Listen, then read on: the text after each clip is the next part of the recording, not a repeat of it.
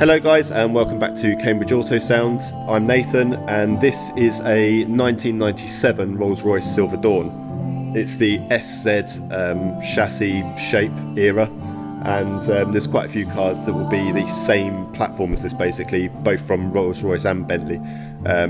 So it's been good to get to know this one, and hopefully we'll see a few more of this era of car through. Now we know it quite well. This has had a pretty massive upgrade. It's probably as far as we'd take one of these, and if you're interested, this is going to be based here at AutoStore long term, I think, so you can feel free to have a listen to this one. Customers taking it out tomorrow, hence doing this video on it now, before it disappears for a few days or weeks. But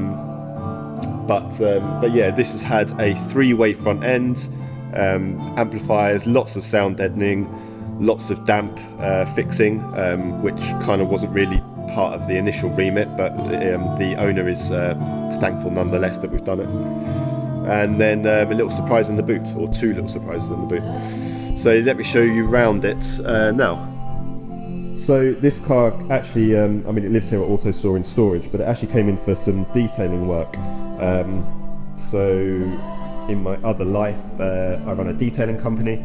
This has had a 2-stage polish, so it's not perfect, but it's a good cutting hit followed by a refining hit, and then it's had a G-Technic ceramic coat put on it, just to keep it looking nice while it's outside. Certainly looks an awful lot better than when it came in. Anyway, at the end of the polishing job, he just happened to say, oh, it's going to another audio place on the other side of Cambridge to get some audio upgrades. Obviously, he didn't know we did Cambridge Auto Sound. It was quite new, not a lot of people know about us, but I got chatting to him, gave him a few different options of either just fitting entry-level speakers and head unit to get it working, some slightly better speakers, or sort of as a laugh, because I knew he was into his music and going to concerts and operas and stuff, said, well, the top option is I'll do my best to make it sound like a concert hall on 4 wheels. And within seconds he came back and said, oh, let's do the concert hall. So that's how we've ended up with the spec of audio system that we've got in this car. So let me show you. Thankfully, it's got tweeters up on the dash. They're a bit of a narrow location. What you'd really want is them on the A-pillars to give you that nice wide sound stage of being able to hear the kind of the sound coming from outside of where your ears are. But in this one, the driver's side tweeter is pretty much dead ahead of you, actually, so it does give you quite a narrow sound stage, and there's not a lot you can do with time alignment to try and fix that.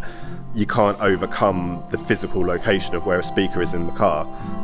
All you can do is make sure that that speaker is very well mounted and playing to the best of its ability. So again, this one, what you'd really want is it on axis pointing towards you. This one is firing directly up into the screen and then bouncing towards you. So you do kind of get a bit of a widening effect from that, but there's no getting around the fact it's a bit of a narrow soundstage.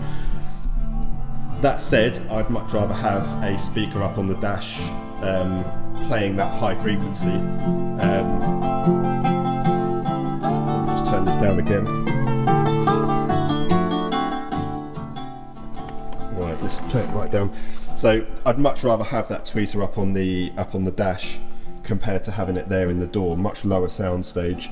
It would give you the width, but it would be too low for me, and you'd be able to kind of hear it. You want it up at eye level, really. I've seen other companies where they do put a tweeter and a 5 1/4 there, but what we've done is obviously tweeter on the dash, 3-inch in that location, and then a 5 1/4 in the lower location. So that's a Hertz Melee Legend 280 tweeter, lovely tweeter, good, amazing product for the value of it, really. And I think that's about £269 for the pair of tweeters. Not cheap, but when you consider you can pay thousands for a set of tweeters, the sound they give you is above their price point, I believe. You've then got a 3-inch Melee Legend speaker in the upper door location that plays from about 200 up to 2000 Hertz. So all of your kind of vocal range and anything mid-rangey that will get lost from, if you ask the lower speaker, the woofer, to play up to 2000, you're going to lose a lot of information and end up with a gap in the frequency range. So that's why it's nice to have a three-way front end. If you've got room for it, I'd always say do a three-way. Obviously, if you haven't got room for it, there are speakers and options out there to have a decent enough two-way system, but because we had the option for three, we went with three-way. In the lower section, that's a 5 1/4, there was no way to fit a 6 1/2 in there. So that's a Miele, a speaker from the Miele Pro line. Still good, sounds nice, and we did our best to mount it as solidly as possible. Even though these are very big, deep doors, the actual space to mount the speaker was very limited, and we had to mount the speaker kind of behind the metal of the door card, not on the front of it, because then there's barely any room between the face of that metal door and the back of the door card. So to give it the depth, we had to kind of reverse mount it with a 3D printed mount. So I'll drop some pictures in showing you what we've done, and then at the end I'll do a little slideshow of pictures as well. But if you have any questions, give us a call. Like I said, we've spent quite a lot of time with this car, stripping it apart, getting to know the ins and outs of it and what can and can't be done. In the back, then, similar setup to the front, but it's just a two-way. So that one, you have got the 5 1/4 and a tweeter, which is printed on a mount that kind of, instead of facing straight out into the cabin, it's on an angle, so it points towards the rear passengers a bit.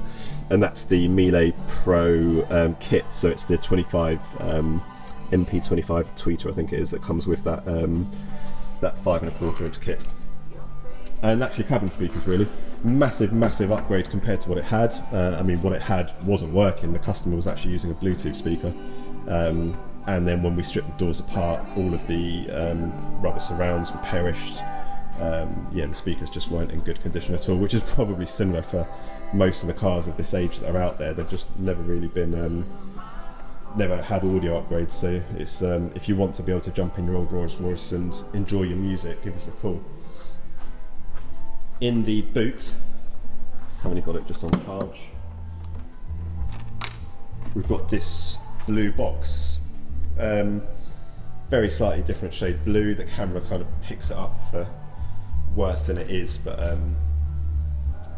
in the flesh it looks it does match in quite well. That flap's just hanging down because it's not tagged back up at the moment. But that custom made sub box houses two shallow Audison subwoofers, and that was because being only a 5 1/4 front speaker, it's not going to have that range to play super low. And even though the customer's probably not going to be listening to super heavy drum and bass or kind of modern dancey, very bass heavy music, in all music it is nice to have that bass range that's kind of 50-60 hertz and below, which the front door speakers just weren't playing. So if I just pop the camera down and tilt this up, there you can see lovely built box, nice thick solid 18mm double walled MDF on the baffle, and then 18mm all the way around. Correctly sized for these two subwoofers. They're the Audison Prima 10-inch shallow subwoofer, like I say, playing in wide in series, I think it is. I always get a bit confused with series and parallel until I look at the wiring diagrams, but they're basically wired to run about 700 watts shared between them. So they're nice and punchy, play nice and low. You're battling with an awful lot of space between where the subwoofer sits. There's a fuel tank, and then lots of sound deadening, and then the rear seat is enormous and heavy. So don't expect to sit in there and get punched in the chest like you might do with a subwoofer in a hatchback or a estate car where there's a common shared airspace. This is a separate airspace in the trunk. That's kind of why we went for two subwoofers as well, because it just needed that power. They sound a bit punchy and a bit kind of poppy if you've got the boot open and they're playing, but once the boot's closed and you're sitting in the car, they just fill in where you feel that the 5 1/4s don't really play.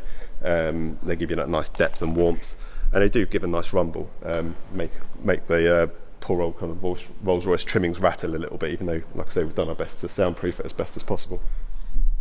On this car, another little job was to get the power aerial working, so you can see it's fully extended at the moment. As and when the head unit turns off, that drops up and down, and the FM radio is wired into it. Let me finish off in the boot actually, because I didn't show you in the front either. So this sub box, if I again put the camera down, is on a XT connector fly lead. So there we go, sorry about that. Sub box is now focus. Have we got some focus? Look at the boot there. There we go, got some focus. The sub box is now out, and we've got nice XT connector, so the terminals aren't going to touch each other. You can just tuck that down behind the carpet if you want to use the full boots for the for luggage. That's your sub box. Again, just with your fly lead coming out the back with your XT connector on it. So you can leave that in your garage if you want to, and the system still sounds nice, just doesn't have that depth. So behind this panel is, if I flip that out, is your amplification and wiring. Nice and neat and nice and hidden. Doesn't take up any boot space. So we've got rid of the old Rolls Royce wiring. Where's my finger? There it is. So there was, I think, phone bits and wiring for if the Rolls Royce did. It was like it was pre-wired for an amplifier. So I don't know if there was different levels of audio system originally on these. But a lot of it was redundant and not actually used, especially given that none of the speakers worked. So we tidied all that up properly, hid it out of the way, didn't just kind of loom tape it and stuff it down the bottom. And then we've got this Helix V8 DSP, so that's a lovely sounding amp, very clear and crisp and warm at the same time. That's an 8-channel amplifier with a 10-channel sound processor. So that powers your 3-way front end, each individually powered, so you can then adjust your crossover and time alignment for each speaker. So we've got a driver setup and then a setup for all passengers as well, that you can select through a controller that's hidden in the glove box. And then 2 channels for your rear speakers. So actually 8 channels taken up. And then there's another DSP channel that goes to the Helix M1X, so massively powerful monoblock amp, and like I say, in this configuration it's running 2 ohms to the 2 subwoofers, and that's putting out about 700 watts. I was going to say 700 brake horsepower, but no, 700 watts. Lovely, almost color coded, chunky 4-gauge wiring from Chameleon cables. So that's your amplification and distribution section. That all then gets hidden away behind the vanity panel. That's just the USB leads, because I've got to do a final tune on it before the customer comes tomorrow. So up the front as well, one thing I didn't show you, that obviously in many ways the most important bit, but the head unit. So this has got a vanity panel that covers it, so it hides behind there. It's a bit of a modern looking unit, I'll give you that. But we discussed it with the customer. The Blaupump Bremen, the volume knob was too deep and it wouldn't have fitted behind the vanity panel. Plus I'm not a massive fan of it's a very expensive unit, the Blaupump Bremen, and you're paying a lot for the style and the name of it, but everything feels a little bit plasticky. The Frankfurt, which I actually think is a nicer unit, I don't think was out at the time that we spec'd this car. So this build has actually been going on for quite a while. We started it back in June, I think it was, when we had the first lot of hot weather, and then we did the bulk of the install in June, and then the car sat around for a long time because the alarm and immobiliser module had to go away to get fixed, and that took forever. Wasn't very happy with the company that we chose to do that, but yeah, regardless, that it's back now. But that's why there was such a break between the start of the job and the end of the job.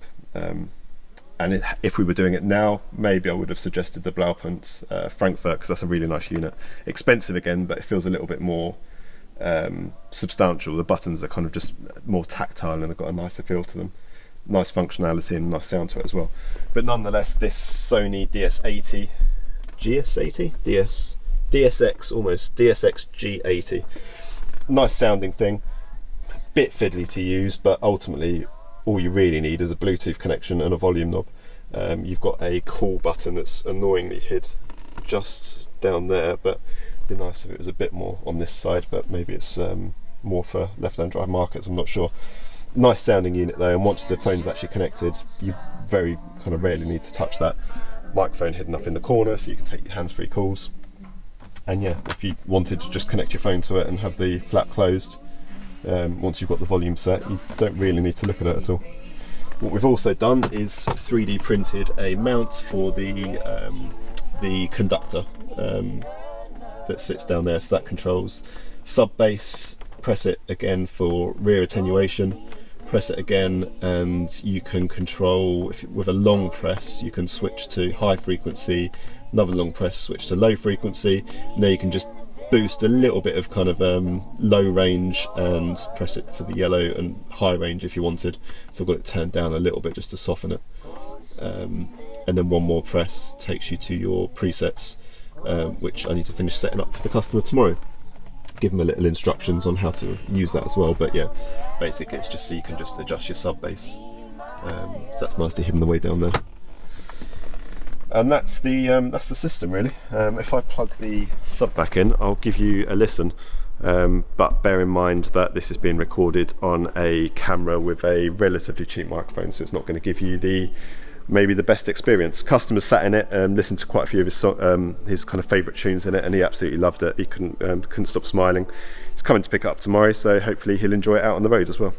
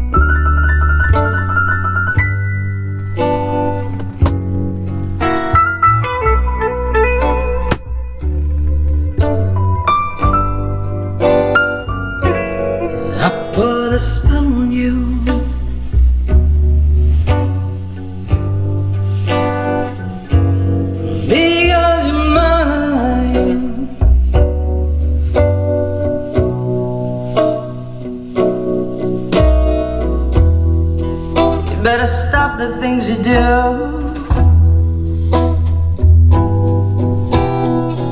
I ain't lying. No, I ain't lying. You know I can't stand it. You're running around, you know better, daddy. I can't stand it 'cause you put me down.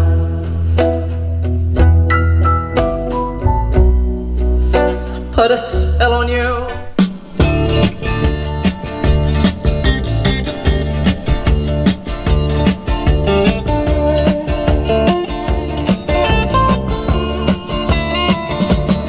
You get a shiver in the dark, it's raining in the park, but meantime, south of the river you stop and you hold everything. A band is blowing Dixie, double fall time. You feel alright when you hear the music ring.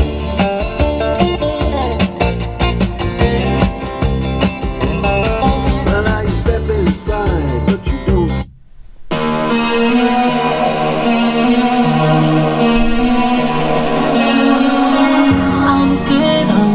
I'm great. Know it's been a while, now I'm mixing up the drink. I just need a girl who gon' really understand. I just need a girl who gon' really understand. good, I'm great. Oh, it's been a while, now I'm mixing up the drink. I just need a girl who gon' really understand. I just need a girl who gon' really understand. And I seen her get rich in the pool. I seen her, I knew she had to know. I seen her take down that tequila, down by the leader. I knew I had to meet her. Ooh, she mine, ooh, girl, bumping right. Ooh, she mine, ooh, girl, bumping like Angelina, lips like Angelina, like Selena, ass shape like Selena. I'm like, got up, thank the Lord for the day. Woke up bad girl, I don't even know her name. Woke up bad girl, I don't even. Don't quite know how much of that will have come across on camera, but tried to show you with the sub turned on and off, and there is a nice amount of bass transfer that comes through into the cabin. Like I say, it's yeah, fairly extensive install, not one that maybe everyone will want, but shows what can be done with these cars, and yeah, I think it sounds pretty spectacular. That's I'll leave it there for now. Thank you for watching. We've got a couple more videos to make and upload. There's a BMW M6 that we did, again, another massive install on. We kind of did that around the same time as this, actually, so back in June, and that's got a magazine feature coming out soon, so I'll try and get that one up in the next week or so. And then there's this that I'm making a video on. So the SC, the only other video I've made, that's the owners or one of the owners' other cars, and we're doing a yeah, nice upgrade on that as well, so I will show you that one in due course. Thanks for watching. If you have any questions on any audio installed or the Rolls Royce kind of SZ shape, feel free to give me a shout. It's cambridgeautosound.com, and the email address is audio@cambridgeautosound.com. Thanks, I'm Nathan, and I'll see you in the next one.